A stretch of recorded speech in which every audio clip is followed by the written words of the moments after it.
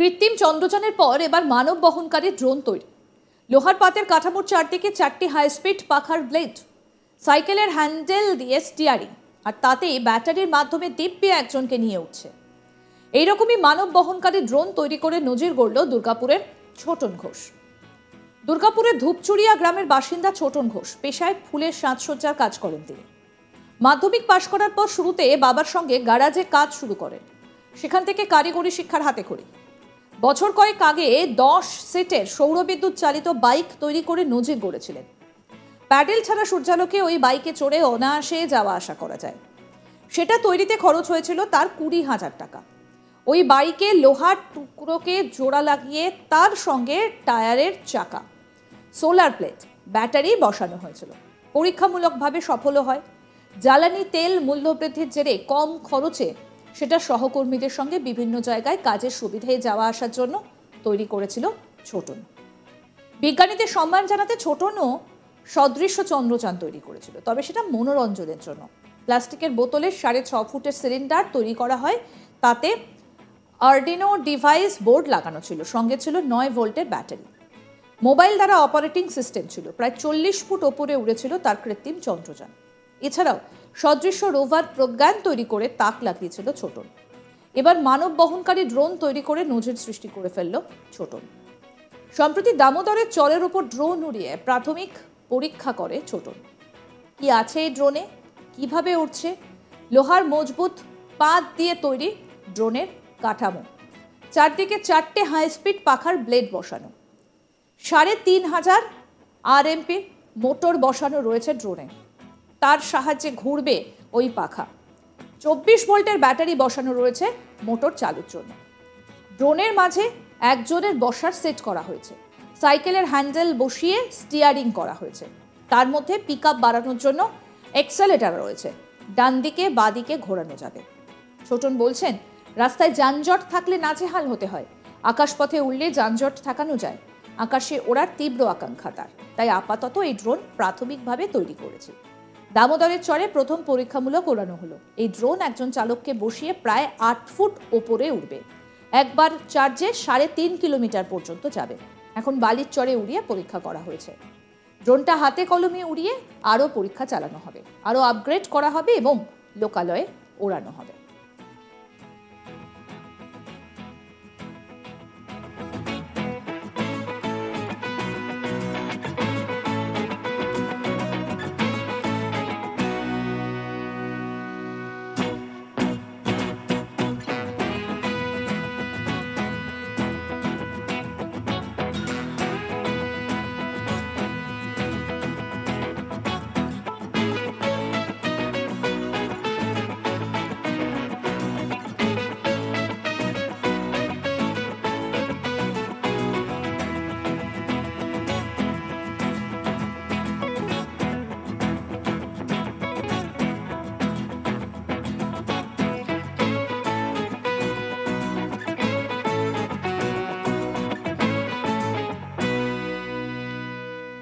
ড্রোনের নির্মাতা ছোটন ঘোষ কি বলছেন শুনবো। আমরা চলে এসেছি দামোদর নদীর তীরে। তাই এই ড্রোনটাকে আগামীকাল আমরা বলেছিলাম যে দামোদর নদীর তীরে এই ড্রোনটা আমরা উড়াবো। কেন কি আমরা কোনো ইঞ্জিনিয়ার নই, কোনো বিজ্ঞানী নই, তাই আমরা এই ড্রোনটাকে জানি না যে কীরকমভাবে উড়বে, কীরকমভাবে স্পিডের মুভমেন্টে উঠবে। সেই জন্য এই দামোদর নদীটাকে আমরা চুজ করেছিলাম। আমাদের পুরো টিম এই ড্রোনটার জন্য এসেছে। এই ড্রোনটা আমরা পুরো টিম যদি না থাকতো তাহলে এই ড্রোনটা হতো না। আমরা এই টিমের মধ্যে এসেছে বিবেক, পল্টু, রাজ, বংশী ভাই, আর তারপরেও রাজ আছে, পঙ্কি আছে, ভাইপো আছে আমাদের যে সুমন, আর সবচেয়ে বড় ইঞ্জিনিয়ার আমাদের নুনু বসে আছে। সে আরও প্রচেষ্টা অনেক, মানে সেও অনেক পরিশ্রম করেছে। জেলিকা জেলিয়ে এসে এটাকে রং করা, গ্রাইন্ডিং করা, সব সময় সে থাকতো। রোদ সে আছে, সে আজকে চালিয়ে দেখছে, টেস্টিং করছে যে কীভাবে এই ড্রোনটা উঠবে।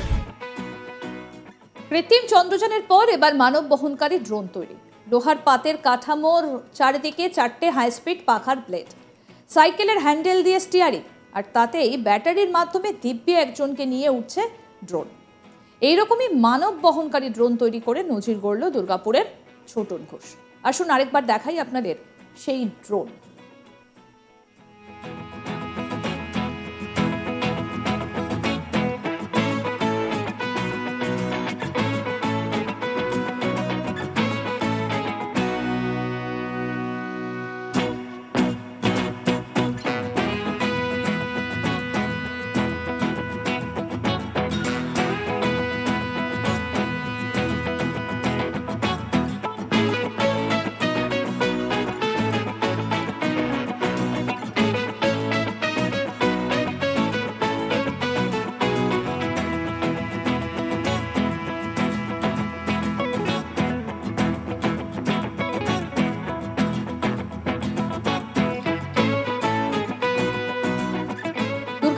ফুলচুরিয়া গ্রামের বাসিন্দা ছোটন ঘোষ পেশায় ফুলের সাজসজ্জার কাজ করেন।